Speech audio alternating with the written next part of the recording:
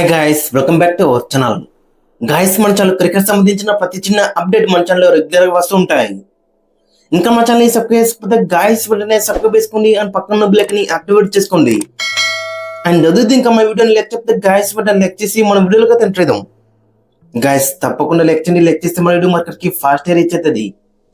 ఇక India versus England 4th T20 మ్యాచ్లో మరి ఎలాంటి ఫార్మాట్స్ కనబడదో చూసినాం. ఎటువంటి ఇంప్రూవ్మెంట్ అయితే కనబడలేదు. సేమ్ ప్రతి ఒక్కరు కూడా షార్ట్ బాల్కి అవుట్ అయ్యారు. అభిషేక్ శర్మ షార్ట్ బాల్కి అవుట్ అయ్యారు. వైభవ్ సూర్యవంశీ, తిలక్ వర్మ, శివన్ దుబే ప్రతి ఒక్కరు కూడా షార్ట్ బాల్ ఎక్స్పెక్ట్ చేస్తున్నారు, అవుట్ అవుతున్నారు. వేరే షాట్స్ అక్కడ కొడతలేరు. స్ట్రేట్ బౌండరీస్ వచ్చేసి చాలా అంటే చిన్నగా ఉన్నాయి. ఎంతమంది స్ట్రేట్ షాట్స్ కొట్టిళ్ళు? ప్రతి ఒక్కరు కూడా స్లాగ్ ఆడుతున్నారు, లేదనుకుంటే షార్ట్ బాల్కి అవుట్ అవుతున్నారు. చాలా అంటే చాలా డిసప్పాయింట్మెంట్ పర్ఫార్మెన్స్ అయితే కనబడుతుంది. ప్లానింగ్ లేదు, ఎగ్జిక్యూషన్ లేదు. ఇంగ్లాండ్ బౌలర్స్ ఎన్ని షార్ట్ బాల్స్ వేసిళ్ళు, మరి మన టీమ్ బౌలర్స్ ఎన్ని షార్ట్ బాల్స్ వేసిళ్ళు? అడపా ఎప్పుడో ఒక షార్ట్ బాల్ అయితే కనబడుతుంది. ప్రసిద్ధి కృష్ణ దగ్గర నుంచి ముందేస్తున్నారు, ఈజీగా అంటే ఈజీగా స్ట్రైట్ అయితే కొడుతున్నారు. మెయిన్గా చూసుకుంటే హ్యారీ బ్రూక్ కానీ ఫిల్ సాల్ట్ కానీ చాలా అంతా స్ట్రేట్ ఆడిలని చెప్పుకోవచ్చు వాళ్ళు. ఎందుకంటే స్ట్రేట్ వచ్చేసి చాలా అంతా చిన్న అవుతుంది డైమెన్షన్ వచ్చేసి. సో మనలో అది చేయలేకపోయారు. మనలో పుల్ ఆడుతున్నారు, అవుట్ అవుతున్నారు. వైభవ్ సూర్యవంశీ చాలా అంతా డిసప్పాయింట్ అయితే చేసిండు. అభిషేక్ శర్మ, మెయిన్గా చూసుకుంటే ఇషాన్ కిషన్ చాలా అంతా డిసప్పాయింట్ చేస్తూనే వస్తున్నాడు ప్రతి మ్యాచ్లో కూడా. ఐర్లాండ్తో 2 మ్యాచ్లు, ఇక్కడ 4 మ్యాచ్లు. ఒక్క మ్యాచ్లో కూడా చెప్పుకోదగ్గర నాకైతే కనబడతలేదు ఇషాన్ కిషన్ దగ్గర నుంచి. ఇంగ్లాండ్ వాళ్ళు దాంట్లో చూసుకుంటే Harry Brook, Jos Buttler, Phil Salt, Jacob Bethell వాళ్ళు చాలా అంతా బెటర్ రాంచులు ఈ సిరీస్లో చూసుకుంటే. ఓవరాల్ చూసుకుంటే టీమిండియా దగ్గర వచ్చి చాలా డిసప్పాయింట్మెంట్ పర్ఫార్మెన్స్ అయితే కనబడుతుంది. Shreyas Iyer become the first Indian captain to last 5 consecutive T20 matches. ఒక అన్వాంటెడ్ రికార్డు అతని పేరిట వచ్చిందని చెప్పుకోవచ్చు. గత 7 సంవత్సరాల నుంచి ఇదే మొదటిసారి మరి back to back T20 serieses ఓడిపోవడం అనేది. సిన్స్ 2019 ఇంగ్లాండ్తోని ఒక్క సిరీస్ కూడా మనం అయితే ఓడిపోలేదు. అది వైట్ బాల్లో కానీ రెడ్ బాల్లో కానీ. బట్ ఇప్పుడైతే కనబడ్డది. For the first time bilateral సిరీస్లో మొదటిసారి మనం ఇంగ్లాండ్ ఎగెనిస్ట్ ఓడిపోయినాం T20లో. ఇప్పటివరకు వాళ్ళు ఒక్క T20 గెలలేదు. సో ఇప్పుడు గెలిచిల్లు వాళ్ళు. ఇక ఇండియా లాస్ట్ మ్యాచ్కి ఓడిపోతే గిట్ట ఖచ్చితంగా నెంబర్ 1 నుంచి స్లిప్ అయ్యే ఛాన్స్ కూడా కనబడుతుంది. ఇక ఆఖరి మ్యాచ్ వచ్చేసి సౌతాంప్టన్లో జరగబోతుంది. ఒకటే రోజు గ్యాప్ ఉంది. ప్లేయింగ్ లెవెల్లో ఖచ్చితంగా మార్పు అయితే అవసరం ఉంది. ఖచ్చితంగా రైట్ హ్యాండర్స్ అవసరం ఉంది టీంలో. లెఫ్ట్ హ్యాండర్స్ చాలా డిసప్పాయింట్ చేసిళ్ళు. ఒక్కరి దగ్గర నుంచి చెప్పుకోదగ్గ ఇన్నింగ్స్ అయితే రాలేదు. ఒక అభిషేక్ శర్మ మినగేసి ఇట్ట.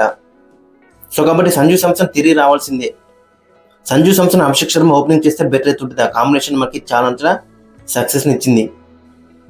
సో సంజు అండ్ అభిషేక్ శర్మ ఓపెనింగ్లో బరిలోకి దిగుతారు. లేదనుకుంటే వైభవ్ సూర్యవంశీ బరిలోకి దిగిన బెటరే. అప్పుడు 3లో సంజు శాంసన్ వస్తాడు. సో అభిషేక్ శర్మ, సంజు శాంసన్ గత 2 years నుంచి మనకి చాలా మంచి సక్సెస్ అయితే ఇచ్చింది. కొన్ని మ్యాచ్లో ఇద్దరు కూడా డిసప్పాయింట్ చేసి నో ప్రాబ్లం. బట్ ఓవరాల్ చూసుకుంటే ఇద్దరు కూడా చాలా బెటర్ రాణుచులు. ఎట్టి పరిస్థితిలో సంజు శాంసన్ ఈ ఆఖరి మ్యాచ్ ఆడి తీరాల్సిందే. టూ మెనీ లెఫ్ట్ హ్యాండర్స్ అవుతున్నారు టీంలో. ఇక 3లో తిలక్ వర్మ ఆడిస్తే బెటర్ అయితే ఉంటుంది. ఎందుకంటే ఇనిషియల్గా చూసుకుంటే మీరు అందరు కూడా పేస్ అవుట్ అవుతున్నారు అక్కడ. ఇషాన్ కిషన్ వీళ్ళందరూ కూడా. సో కాబట్టి తిలక్ వర్మ పేస్ కావాలి. పేస్ కావాలంటే పైన ఆడించాలి తిలక్ వర్మని. గతంలో మనం సౌత్ ఆఫ్రికాలో చూసినాం కదా, బ్యాక్ టు బ్యాక్ 2 సెంచరీలు అయితే కొట్టిండు. అక్కడ కూడా సేమ్ కండిషన్స్, అక్కడ కూడా సేమ్ కైండ్ ఆఫ్ బౌలర్స్ ఉంటారు అక్కడ. సో కాబట్టి ఆ బౌలర్స్కి ఎగనిస్ట్ 2 సెంచరీలు అయితే కొట్టిండు. సో కాబట్టి తిలక్ వర్మకి పేస్ కావాలి కాబట్టి తనని ముందు పంపిస్తే బెటర్ అయితే ఉంటుంది. నెంబర్ 3లో తిలక్ వర్మను పంపిస్తే చాలా బెటర్ అయితే ఉంటుంది. తిలక్ వర్మ అయిన సంజు శాంసన్ ఇద్దరు కాంబినేషన్ ఏ విధంగా ఉందో మనం చూసినాం సౌత్ ఆఫ్రికాలో గతంలో. సో కాబట్టి టాప్లో ఓపెనర్స్ వచ్చేసి అభిషేక్ శర్మ, సంజు శాంసన్ అండ్ 3లో తిలక్ వర్మని ఆడిస్తే చాలా బెటర్ అయితే ఉంటుంది. ఈ లాస్ట్ మ్యాచ్ లో ఆ విధంగా భారీ మార్పు చేస్తే బెటర్ అయితే ఉంటుంది. ఇక 4లో వచ్చేసి శ్రేయస్ అయ్యర్ గత మ్యాచ్ లో మాత్రం చాలా బెటర్ ఆడించిండు. మరోవైపు అందరి దగ్గర నుంచి డిసప్పాయింట్మెంట్ కనబడితే శ్రేయస్ అయ్యర్ ఒక్కడి దగ్గర ఉండి 80 కొట్టిండు. దాంతో మనకి రెస్పాన్సిబుల్ స్కోర్ అయితే వచ్చింది 158. 4 4 కొట్టిండు, 5 6 అయితే కొట్టిండు, 163 స్ట్రైక్ రేట్ తోని. ఈ మ్యాచ్ కూడా అలాంటి కైండ్ ఆఫ్ ఇన్నింగ్స్ ఎక్స్పెక్ట్ అయితే చేస్తున్నాం. ఇక నెంబర్ 5 వచ్చేసి శివన్ దూబే చాలా డిసప్పాయింట్మెంట్ అయితే చేస్తున్నాడు 100%. ఒక్క మ్యాచ్ లో కూడా చెప్పుకోదగ్గ నాకైతే రాలేదు, మ్యాచ్ విన్నింగ్ నాకైతే రాలేదు. బౌలింగ్ లో కూడా 1-2 ఓవర్లు వేస్తున్నాడు, 2 మెన్ రన్స్ కి అయితే వెళ్తున్నాడు. సో కాబట్టి శివన్ దూబే మరి ఈ మ్యాచ్ లో ఏ విధంగా రాస్తున్నాడు ఇంట్రెస్టింగ్ కనబడుతుంది. ఇక తర్వాత వచ్చేసి 6లో సూర్యాన్షు షెగ్డే in place of Washington Sundar. ఖచ్చితంగా సూర్యాన్షు షెగ్డేకి ఛాన్స్ ఇవ్వాల్సిందే, ఆల్రెడీ సిరీస్ ఓడిపోయినాం. సో కాబట్టి సూర్యాన్షు షెగ్డే కూడా ఛాన్స్ అయితే బెటర్ అయితే ఉంటుంది.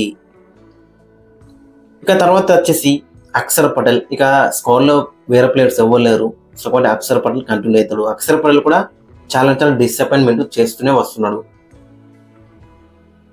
బౌలింగ్ లో లాస్ట్ మ్యాచ్ లో చూసుకుంటే 2 ఓవర్లు వేసిండు, 24 రన్లు అయితే ఇచ్చిండు. బట్ బౌలింగ్ లో కొంచెం బెటర్ రన్స్ ఉన్నప్పుడు కూడా బ్యాటింగ్ లో అయితే దగ్గర ఎటువంటి పర్ఫార్మెన్స్ అయితే అస్తలేదు. సో మరి ఏ విధంగా కంబ్యాక్ చేస్తారనేది ఇంట్రెస్టింగ్ కనబడుతుంది. ఇక తర్వాత వచ్చేసి బౌలర్స్ మనం చూసుకుంటే బౌలింగ్ అటాక్ వచ్చేసి చాలా డిసప్పాయింట్ చేస్తూనే వస్తున్నది. ఆ ఎక్స్పెక్టర్ లాంటి బౌలర్ అయితే మిస్ అవుతున్నాడు. ఇప్పుడు మీరు ఇంగ్లాండ్ లో చూసుకుంటే జోఫ్రా ఆర్చర్, సో అలాంటి బౌలర్ అయితే మన దగ్గర లేడు. ఖచ్చితంగా బుమ్రాని మిస్ అవుతున్నాం అని చెప్పుకోవచ్చు. హర్షదీప్ సింగ్ ఫస్ట్ ఓవర్ మంచి ఇస్తున్నాడు, ఇంకా 3 ఓవర్లు రన్స్ ఇస్తున్నాడు. ప్రిన్స్ యాదవ్ ఈ మ్యాచ్ లో చూసుకుంటే కొంచెం బెటర్ ఆడించని చెప్పుకోవచ్చు. బట్ ఓవర్ ఏం చేస్తారు, టార్గెట్ వచ్చేసి చాలా తక్కువ ఉంది, 158 మాత్రమే. ఇంకా బౌలర్స్ ఏం చేస్తారు, బట్ అయినా కానీ కొంచెం డిసప్పాయింట్మెంట్ చేస్తున్నారు అని చెప్పుకోవచ్చు. ప్రసిద్ధ్ కృష్ణ చాలా డిసప్పాయింట్ చేస్తూనే వస్తున్నారు ప్రతి సిరీస్ లో, ప్రతి మ్యాచ్ లోను. సో ఈ మ్యాచ్ లో కూడా ప్రసిద్ధ్ కృష్ణ కంటిన్యూ అయ్యే అవకాశం అయితే మనకు కనబడుతుంది, ఎందుకంటే వేరే ప్లేయర్స్ ఎవరు లేరు అక్కడ. ఉన్న 2 ప్లేయర్స్ కి ఇంజూర్ అయింది. ఇక ఫైనల్ గా మనం ప్లేయింగ్ లో మనం చూసుకుంటే ఇంక ఓపెనర్స్ వచ్చేసి అభిషేక్ శర్మ అండ్ వైభవ్ సూర్యవంశీ లేదా సంజు శాంసన్, 3లో తిలక్ వర్మ, 4లో శ్రేయస్ అయ్యర్, 5లో వచ్చేసి శివన్ దుబే, 6లో వచ్చేసి సూర్యాన్షు షెగ్డే, 7లో అక్షర్ పటేల్, 8లో వాషింగ్టన్ సుందర్, 9లో హర్షదీప్ సింగ్, 10లో ప్రిన్స్ యాదవ్, 11లో ప్రసిద్ధి కృష్ణ. లేదు రవి బిష్ణు ఆడిద్దాం అనుకుంటే ఇట్ట అక్కడ రవి బిష్ణు ఆడించవచ్చు ప్రసిద్ధి కృష్ణ ప్లేస్ లో. సో ఓవరాల్ చూసుకుంటే చాలా డిసప్పాయింట్మెంట్ అయితే చేస్తున్నారు. మరి లాస్ట్ మ్యాచ్ గెలిచి ఆ ప్రైడ్ అన్న కాపాడితే బెటర్ అయితే ఉంటుంది. గైస్ మరి మీకు ఒపీనియన్ కింద కామెంట్స్ కింద మెంచండి. శ్రేయస్ అయ్యర్, గౌతమ్ గంభీర్ మరి ఏ విధంగా రాస్తున్నది ఇంట్రెస్టింగ్ గా ఉంటుంది. ఈ ఫైనల్ మ్యాచ్ గెలిచినా అని కొంచెం బెటర్ అయితే ఉంటుంది. గైస్ మరి మీ యొక్క ఒపీనియన్ కింద కామెంట్స్ కింద మెంచండి అండ్ మీ యొక్క ప్లేయింగ్ లైన్ కూడా కింద కామెంట్స్ కింద మెంచండి.